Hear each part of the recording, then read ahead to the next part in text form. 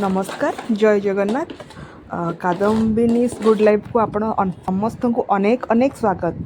तो आज चलते गोटे क्रिस्पी आइटम बनैबा बरा जोटा कि सबू स्नैक्स सबुथ खाइबा को बहुत ही बढ़िया लगे। इवनिंग स्नैक्स रे हो कि मॉर्निंग गुड ब्रेकफास्ट रे बहुत ही बढ़िया लगे। तो यहाँ केमी बनइबे तो प्रथमे बिरी चाउल को 4 ରୁ 5 घंटा बतुरे देवे। माने बिरीर भाग माप मु कहीदे सपोज आप 2 कप बिरी नेबे से 1 कप चाउल नेबे 4 ରୁ 5 घंटा भल कि बतुरे देवे। होल नाइट भिजेले आहरी बढ़िया। तो ताकू भिजे कि भल कि ग्राइंडिंग करदेवे। ग्राइंडिंग कलापर ताकू घंटाए छाड़देवे। देन ताकू भल कि चामच साहाଯ୍य बा हाथ साहाଯ୍य भल कि फेंटिवे।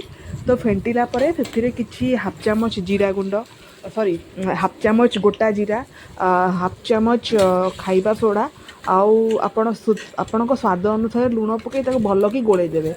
देन तापरे कटा होइतिबा पियाज कंचा लंका आउ को भूसम पत्र यदि धनिया पत्र तो नथले धनिया पत्र यदि आपंकर थब तो निश्चय पकई तो भल कि गोले देवे। देन गोले कि तेल गरम करेंगे मीडियम गरम करेंगे। देन आपण ताकू बरा आकार छाणिबे।